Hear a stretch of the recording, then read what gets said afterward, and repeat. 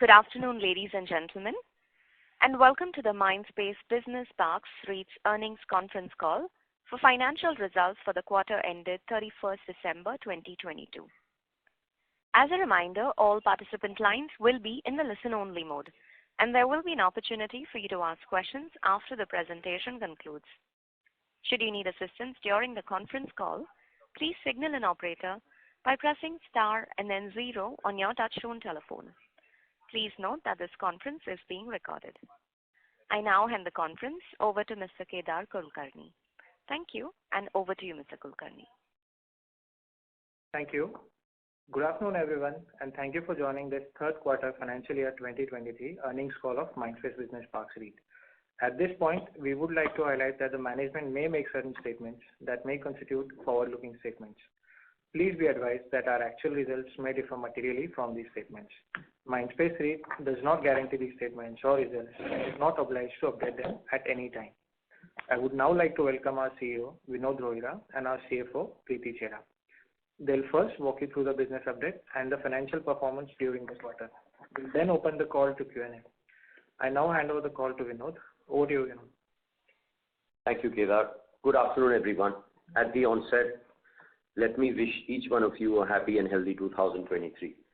We delivered yet another quarter in line with our expectations. Our parks continue to witness demand for institutionally managed office spaces. We have recorded a gross leasing of circa 1.3 million square feet in the third quarter of financial year 23, taking the cumulative number to circa 3.5 million square feet in the first 9 months of this financial year.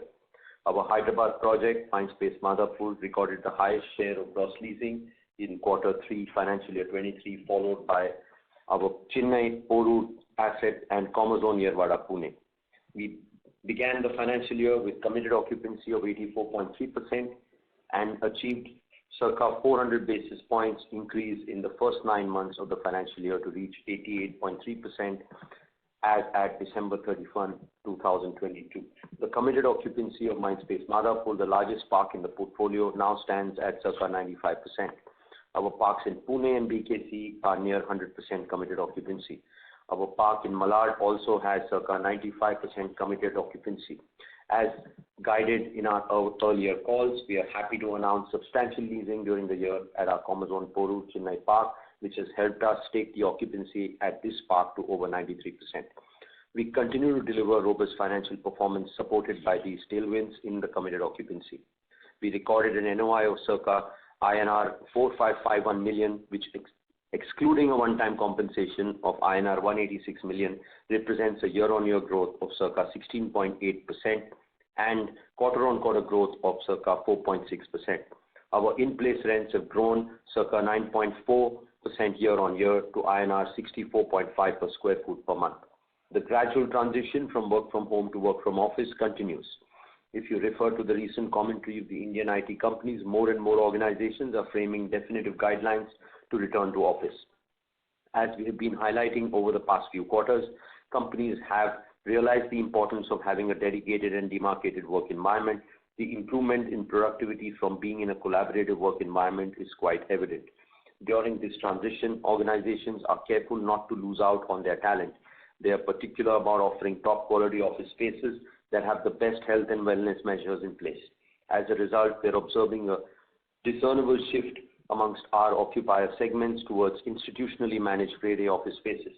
As envisaged, the physical occupancy in our parks is nearing 50%, as against circa 40% during the previous quarter. While the outbreak of the virus in our neighboring nation had led to some caution, it has not hampered the transition from work from home to work from office in India. Unlike their global peers, Indian office sector has demonstrated robust performance and remarkable recovery in demand in 2022, in spite of the uncertainties with global economic disruptions in the backdrop. Overall, the leasing trends remain encouraging. India continues to be the preferred choice for top tech talent at affordable costs, and in the coming months and quarters, we may see large GCC GICs looking at India to expand their support services network to optimize cost and bring in newer and smarter technologies for their customers across the world. However, due to the uncertain economic environment globally, we may see conservative posturing by occupiers in the next few quarters for large ticket size demand. While Preeti will elaborate our debt strategy, let me spend a couple of minutes on how growing debt costs are impacting the sector. With low debt levels, AAA credit profile, and greater share of fixed cost debt, we've been able to achieve tighter spreads on our borrowings. This, however, may not be uniformly applicable to the market at large. High cost of debt, difficulty in assessing debt markets, and a rush towards residential developments is slowing down the potential commercial supply. Also, the under construction supply is likely to come into the market at higher rents due to the inflationary impact of construction costs and debts. This opens up an opportunity for us to bring in strategic supply in the markets we are present in and further consolidate our position. This quarter, we are also pleased to announce the proposed redevelopment of another strategic cluster at Mindspace Madhapur.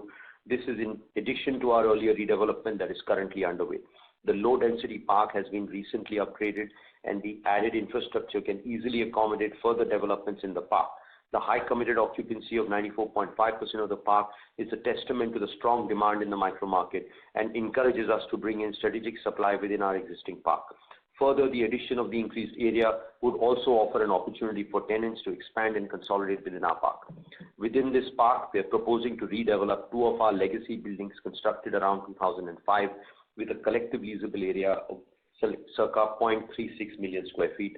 Post redevelopment, we expect the total leasable area to grow fourfold to 1.6 million square feet, subject to design finalization and necessary approvals. This redevelopment shall be value accretive to the REIT and would also provide a continued supply of new Grade A assets within the park. We have completed the demolition of the existing premises of the redevelopment already underway and is on track to complete by December 25, and we shall commence demolition of these buildings beginning first quarter of next financial year, and the new development is estimated to be completed by December 2026. Together, the two redevelopment projects incrementally add circa 2.1 million square feet to the overall portfolio. We are still awaiting clarity on the DESH bill. In the interim, we have made representations to the government to provide an enabling framework within the existing SEZ policy for partial denotification. This is the key demand from industry and shall immensely help the revival of demand for SEZ spaces, which are large employment providers. Most of our non-SEZ supply at Mindspace Airoli West is fully leased. Encouraged by this strong demand, we have applied for denotification of one of the existing buildings of 0.4 million square feet in the same park. To give you an update on the potential acquisitions, Commerzone Raidurg, Hyderabad, and the Square Avenue 98 BKC Annex, Mumbai region, we are nearing completion of our evaluation and intend to soon table the proposal to the governing board. Subject to the requisite approvals as may be applicable, we anticipate closure in the next few months. I would now like to take you through the specific operational updates for quarter 3 financial year 23. Of the total portfolio area of 32 million square feet, 25.6 million square feet is completed and contributed to circa 93% of our portfolio value. 1.8 million square feet is currently under construction, and we have another 4.6 million square feet available in the portfolio for future development. We received occupancy certificate for approximately 0.7 million square feet area across assets. We have leased 1.3 million square feet during the December quarter, of which 0.6 million square feet was on account of releasing and 0.7 million square feet was on account of new and vacant area leasing. Collectively, the gross leasing in the first 9 months of the financial year stood at 3.5 million square feet. During this period, we have successfully released circa 77% of the scheduled expiries of financial year 23. We have recorded average releasing spreads of 26.6% on the 2.3 million square feet area relet during the 9 months of the financial year. We leased 0.3 million square feet at our Commerzone Porur Chennai Park during the quarter. With this leasing, the committed occupancy of the park now stands at 93.5%. The overall committed occupancy of the portfolio stood at 88.3, registering an increase of 140 basis points over the previous quarter. Our in-place rents have grown by circa 9.4% year-on-year to INR 64.5 per square foot per month. Coming specifically to the ESG updates, at Mindspace REIT, we stand firmly committed to resource optimization, water management, reduction of GHG emissions, clean energy, hygiene, and safety. In alignment with our ESG targets, we are on the road to addressing a comprehensive set of critical issues that are significant for us as well as our stakeholders. The quarter saw Mindspace REIT procure 100% green energy across common areas maintained by us at Mindspace Airoli West, Gera Commerzone Kharadi, and Commerzone Yerwada. Received LEED Platinum O&M certification from USGBC for Paradigm Malad, Mindspace, Mumbai region, and for one building at Commerzone Yerwada, Pune. Commissioned a community need analysis to understand the requirements of people in the vicinity of our projects, of our business parks at Airoli. The outcome is likely to point to specific areas of focus which will assist us in curating our future CSR projects in our markets. We expect the forthcoming budget to support the growth momentum and further augment the business environment for commercial real estate. We hope to see regulatory amendments that help growth of investments in REITs, InvITs, and consequent rise in capital inflows, both foreign and domestic, into these instruments. With this backdrop, I hand the call over to Preeti to take you over the financial updates. Thank you, Vinod. I'm happy to present our financial performance for the third quarter of financial year 2023. We closed the third quarter with a revenue from operations of INR 5.4 billion and net operating income of INR 4.6 billion. The revenue from operations and NOI both included receipt of one-time compensation of rupees 186 million from a tenant for termination of letter of intent at the Square BKC Mumbai. Adjusting for this one-time impact, revenue from operations and NOI grew at 18.9% and 16.8% respectively on year-on-year basis. We continue to maintain NOI margin at 80% plus. We announced a distribution of approximately INR 2.8 billion, which is INR 4.8 per unit for the quarter. The distribution grew by 3.4% year-on-year. The distribution comprises approximately 91%, which is INR 4.37 per unit of dividend, which is not subject to tax in the hands of unit holders, and approximately 9%, which is INR 0.43 per unit of interest. At Mindspace REIT, we have followed the strategy to diversify our debt book and optimize our debt cost. In December 2022, post SEBI's clarification allowing REITs to issue commercial papers, we concluded a commercial paper issuance of INR 1 billion, thus completing the maiden commercial paper issuance by an Indian REIT. We shall continue to explore ways to optimize our borrowing cost through a mix of short and long-term borrowing. In the backdrop of global as well as domestic inflationary pressures, India has seen significant interest rate hikes this year. For most part of the coming financial year, we expect interest rates to remain high before the environment stabilizes. This is expected to cause our borrowing cost to rise in the coming financial year. Our portfolio gearing remains low, adding to the strength of our balance sheet. Our net debt as on December 31st, 2022 was approximately INR 48.7 billion. Our LTV as of December 31st, 2022 stood at approximately 17.6%. We have a well-spread maturity profile of our debt with only 11%, which is 5.6 billion expiring in FY24. Approximately 42% of our debt is fixed cost in nature, helping us cushion some impact of rise in interest rates. We have undrawn committed lines of approximately 4 billion from financial institutions. Our low leverage provides us enough headroom for development within the portfolio as well as inorganic growth opportunities. REITs continue to witness demand from retail investors. This has contributed to the total number of unit holders of Mindspace REIT nearing 50,000 as our unit holder base expanded by over 13% over the last quarter, largely driven by the addition of retail unit holders. We expect positive policy developments to further deepen the market for REITs and InvITs in India. With this, I request the operator to now open the floor for question and answers. Thank you. Thank you very much. Ladies and gentlemen, we will now begin the question and answer session. Anyone who wishes to ask a question may enter star and 1 on their touchtone telephone. If you wish to remove yourself from the question queue, you may press star and 2. Participants are requested to use handsets while asking a question. Anyone who has a question may enter star and 1. Ladies and gentlemen, we will wait for a moment while the question queue assembles. Our first question is from the line of from ICICI Securities. Please go ahead. Yeah. Good evening, everyone. Am I audible? Yes, you are. Yeah. Okay. So a few questions. Firstly, you mentioned about the physical occupancy. I just missed the number. Could you just also break it up across cities? How you have seen the trends moving across Mumbai and Hyderabad specifically?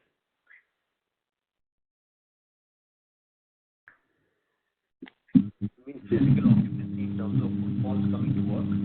Give me a moment, sir. Sorry to interrupt. Adidev, I think there is... Across the park, 50%.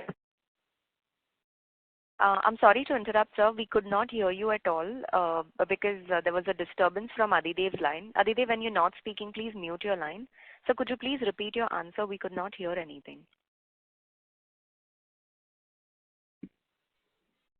Yeah, hi. Can you hear us now? Yes, sir. Now we can. Okay. So, some parks are outliers. Our Kharadi Park is 90%. The rest of it is between 50 and 60%, in that range.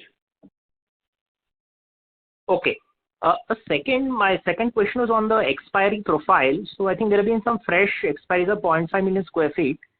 Could you just help us understand for now rest of the year how much do you expect to release out of the expiry, and where do you expect the overall portfolio occupancy to trend at, both in terms of actual occupancy and the committed occupancy? Thank you.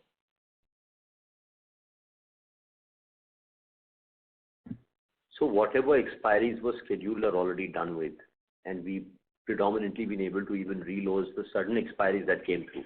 They're not seeing any expiries for the next quarter. Okay. And so just final question on the SEZ space. I think last quarter we alluded that it was, I think, around 1.8 million square feet of SEZ space, which was vacant. Now you're planning to convert out of this 0.4, as you mentioned. So could you help us understand the timelines for this? And under the existing guidelines, can we expect some more space also to come up under a similar arrangement in the coming few months? In our Gigaplex Park, cumulatively, we had 1.4 odd million between under construction and ready non-SEZ supply, which at the beginning of the year had vacancy of approximately 6 odd lakh square feet. We've completely almost fully leased that out. We have no supply in the non-SEZ space at all in that park. So there is an opportunity of a 400,000 square foot building, which we applied for denotification. We should get it in the next 4 months latest for us to be able to bring that as a pipeline for further supply in the market. Okay. Thank you, sir. That answers my questions. Thank you. We'll take a next question from the line of Jatin from Bank of America. Please go ahead. Yeah, hi. Thanks for giving the opportunity. Hi, Vinod. Hi, Preeti. A couple of questions. First for Vinod. Vinod, would be great to get a color on the three things around the expiries and cancellations we saw this quarter. First, on the early termination and the LOI cancellation, if you could help with what categories these client belongs to, global, domestic, technology, captive, and what could be the motivation behind these. Believe there could be multiple either adjustments basis the layoffs the industry has recently seen, or reevaluating their strategy on entering or expanding into India either on their own versus now thinking of outsourcing these to some of the Indian vendors. So this was part one. And second, the 0.3 million square feet expiry which you have seen at the Madhapur redevelopment, was this a planned expiry or initiated by Mindspace to go ahead for the redevelopment in this quarter only? First one had a lot of pieces in it, but fortunately or unfortunately, there was an old tenant 2 years ago that walked away from our BKC asset, and we got compensation for it. And that is since then long pre-leased, and the fully building now stands occupied. So if you ask for that one-time compensation, it was for a client who got hit by COVID at that point in time, didn't have clarity whether to continue or not. But they were committed on that space and they paid us for it. Coming back to the releasing of space that got suddenly surrendered in the last quarter, we were fortunate to release that back in the same quarter to a brand new tenant who took that space for our Hyderabad complex, and we saw the vacancy as well as the releasing in the same quarter. Sure, Vinod. Thanks. I have another one for Preeti.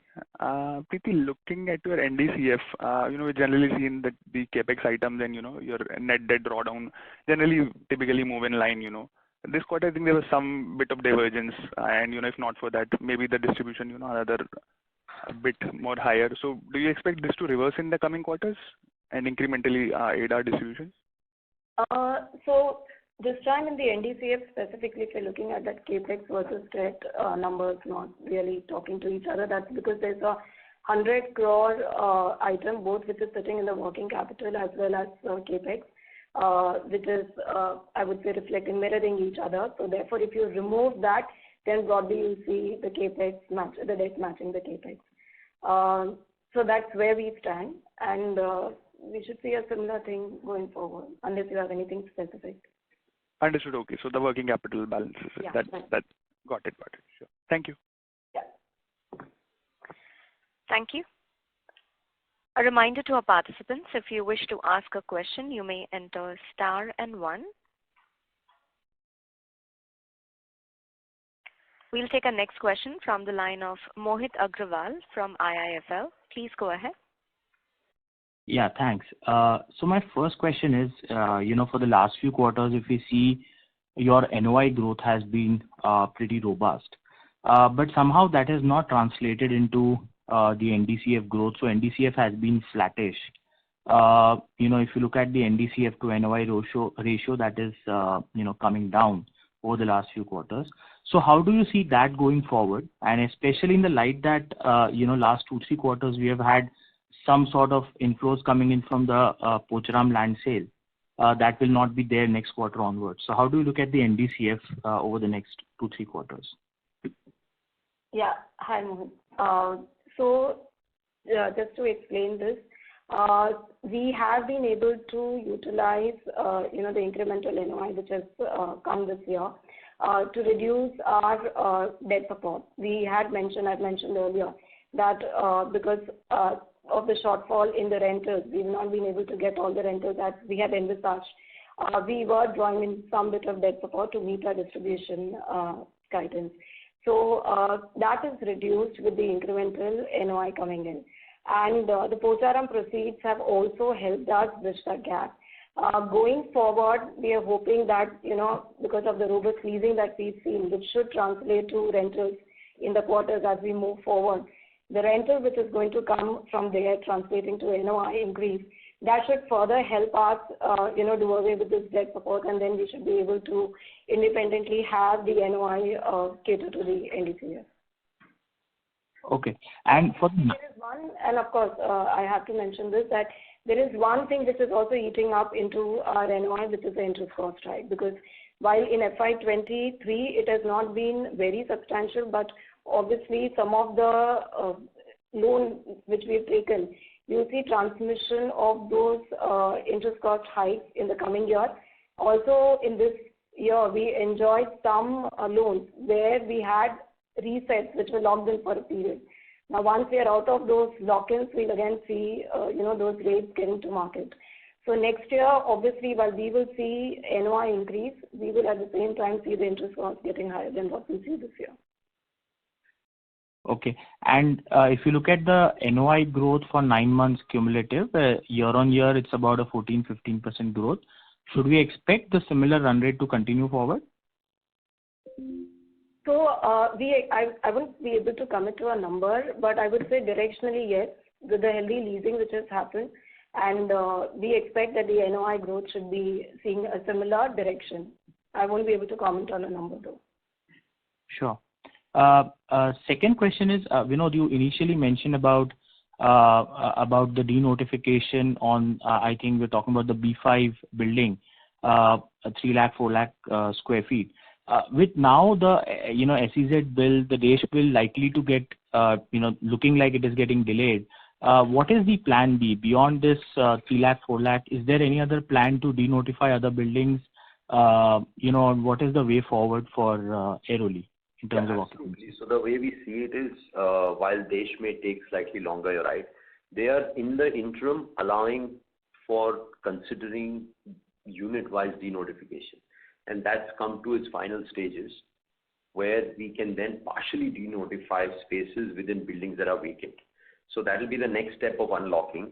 We want to start that process immediately, and that will then allow us for more supply pipeline to come through.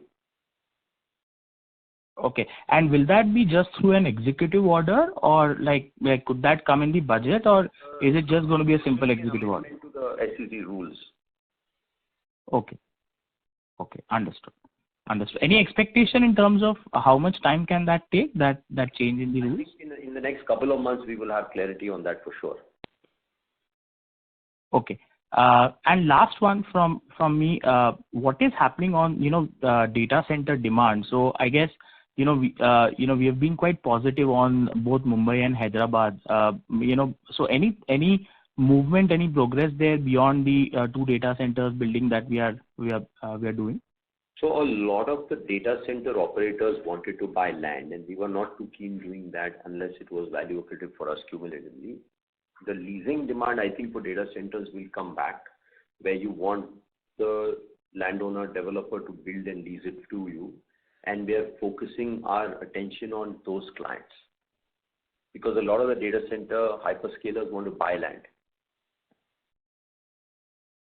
Okay, understood. Great. Thanks a lot. That's all from us. Demand continues to be very strong in the New Bombay region.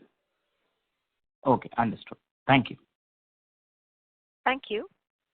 Our next question is from the line of Sameer Baisiwala from Morgan Stanley. Please go ahead. Hi, thank you, and good evening, everyone. Preeti, can you quantify what could be the interest cost impact for next year? Is 100 basis point 150 on the overall debt? Yeah, Sameer, hi. So 2 impacts, Sameer. One is obviously the debt would also rise because of the capex that we'll incur. We do expect to incur anywhere around 1,000 crore of additional costs on the developments which are undergoing at the moment. So obviously the interest cost on that also will add. On the existing, in this coming quarter, we expect about 15 to 20 basis hike versus where we are today. And in the coming year, depends how much the RBI would increase the policy rate. Of course, it depends on that, but we do expect 50 to 75 basis hike.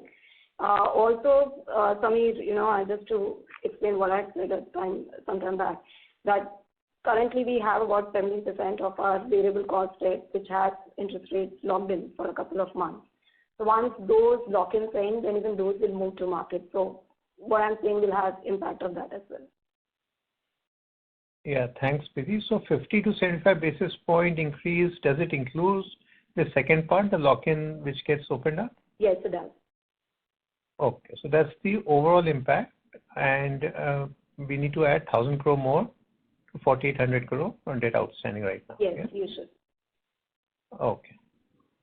Okay, very clear. And the second question is for the 2.1 million square feet B9, B5 and data center, which is getting completed in Q4.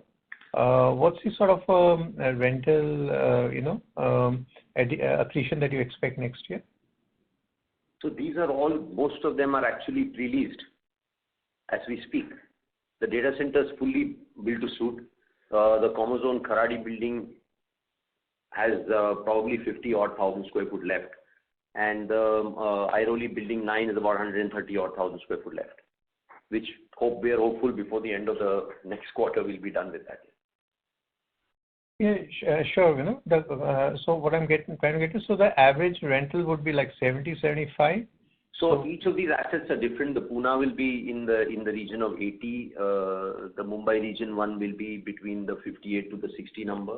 And the data center is already pre-leased at between 74 and 75.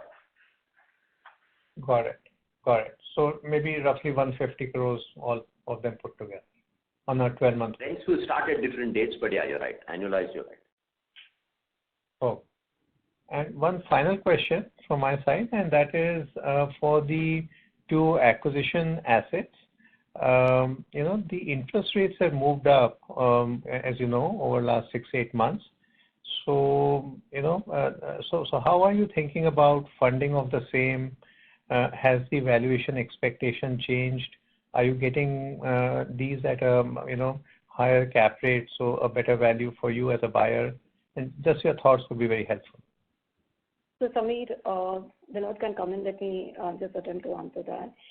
We will be cognizant of the interest rate hike when we are acquiring these assets. Obviously, when we are acquiring these assets, we'll not just look at short term, but we are looking at adding these assets for long-term asset augmentation in the REIT. So we will look at the fundamentals of the asset. Besides, of course, your value accretion and all, we will be mindful of. Yeah, just to add to that, primarily to us, the profile of tenants, quality of building, location, and the cumulative value and quality of that asset really matters in the long term. And both these are really strategic and of the quality we want to infuse in the REIT. So we'd be very happy to take them in. Yeah, sure. No, I get that. And that's why they qualify, Vinod. But Pidi, I mean, what you said, does it imply that maybe there could be short-term pain, long-term gain? Is that what you're trying to say? So, Samir, it's not about short-term pain, but I'm saying that today when we are evaluating an acquisition in the REIT, we are just not going to look at what the short-term interest rate increase will do to the overall acquisition decision. We are going to look at long-term. And when we are buying this asset, we will look at accretion for the REIT. Okay, great. Very clear. Thank you so much. Yeah. Thank you. Ladies and gentlemen, if you wish to ask a question, you may enter star and 1 on your touchtone telephone.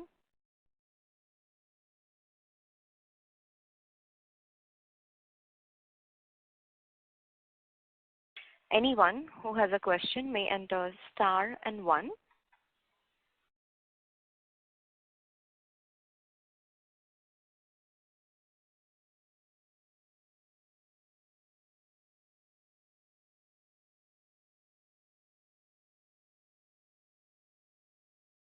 Ladies and gentlemen, if you wish to ask a question, you may enter star and 1.